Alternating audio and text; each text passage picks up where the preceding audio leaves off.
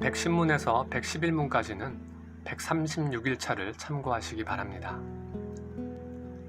우르시누스는 요리문답을 해설하면서 제8계명을 지키기 위한 7가지 덕목들을 소개합니다.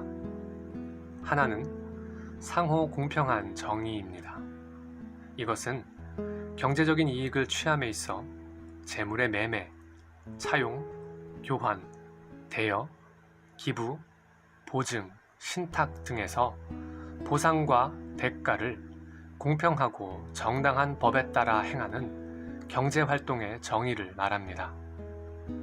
횡령이나 착복, 매매상의 속임수, 고리대금 등은 상호 공평한 정의를 어그러뜨리는 대표적인 신뢰입니다.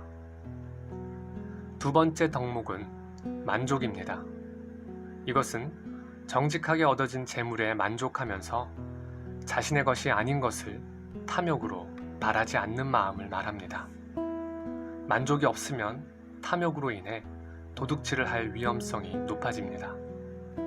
또한 겉으로는 만족하는 척 하면서도 실제로는 기대하며 바라는 경우가 있습니다. 이것도 탐욕으로 인한 것이며 제8계명을 지키는데 장애 요인이 됩니다.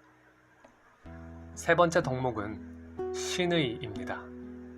이것은 불성실하거나 게으른 것과는 완전히 대조가 되는 덕목입니다. 다른 이가 손실을 보거나 상해를 당하든지 말든지 자신이 해야 할 의무를 소홀히 하거나 또는 공공의 유익은 찾아 누리면서 공공의 유익을 위하여 자신이 할 바는 행하지 않는 것은 신의를 어그러뜨리는 행위입니다.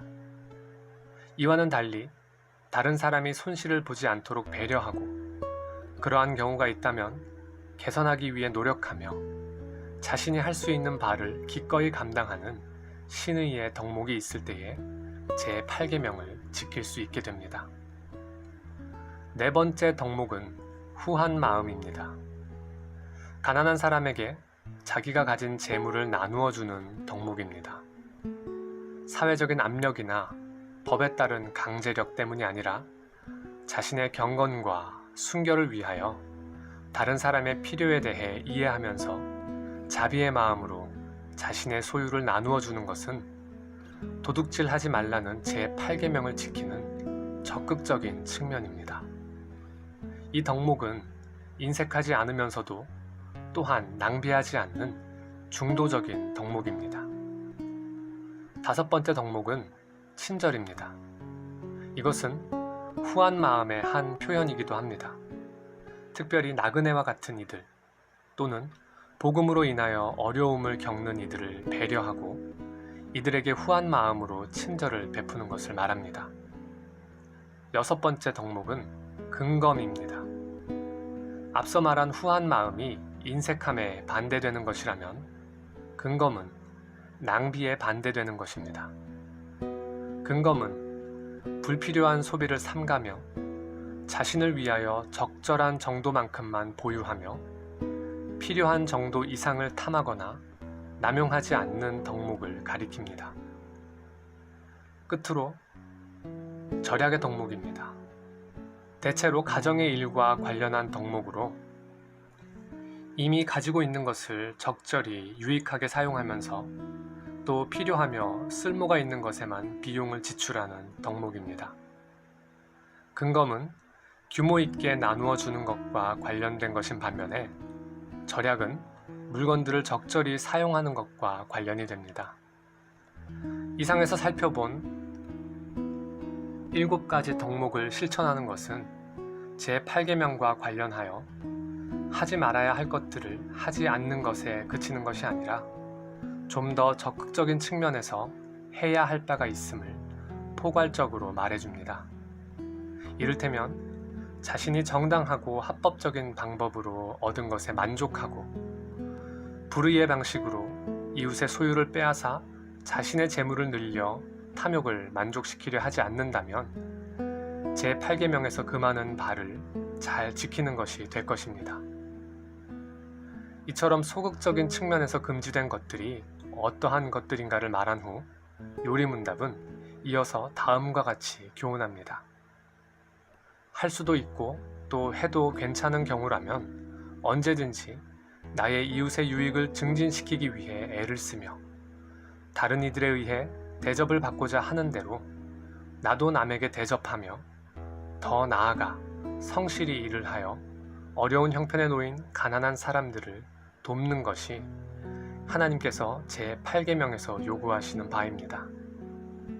칼빈은 제8계명의 적극적인 측면을 해설하면서 할 수 있는 만큼 권고와 협력을 통해 모든 사람을 도와 그들로 하여금 자신의 소유를 정당하게 유지, 보존할 수 있도록 해야 하며 자신이 가지고 있는 풍성한 것들을 나누어 주어 사정이 어려워 압박을 받는 사람들에게 필요를 채우도록 해야 할 것이라고 말합니다. 그런데 흥미롭게도 칼빈은 만일 신실하지 못하고 부정직한 사람들과 부딪힐 경우라면 그들과 맞서 싸우기보다는 차라리 자신의 소유를 포기하는 것도 제8계명을 지키는 한 가지 방식이라고 말합니다. 제8계명을 지키는 원리는 다른 계명과 마찬가지로 이 계명을 주신 하나님을 생각하는 데에 있습니다. 각각의 사람이 정당한 방식에 따라 재물을 마련한 것은 하나님께서 그에게 주신 것이라는 사실을 인정하고 또한 이웃의 소유를 해치기보다는 오히려 그들과 더불어 나눔의 사랑을 이루며 살도록 주신 것임을 인정해야 할 것입니다.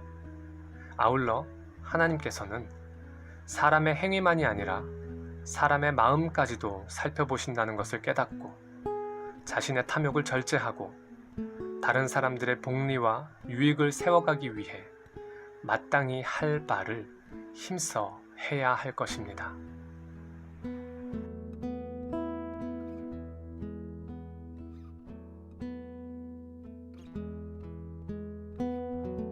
나는 오직 주의 인자하심을 의뢰하노니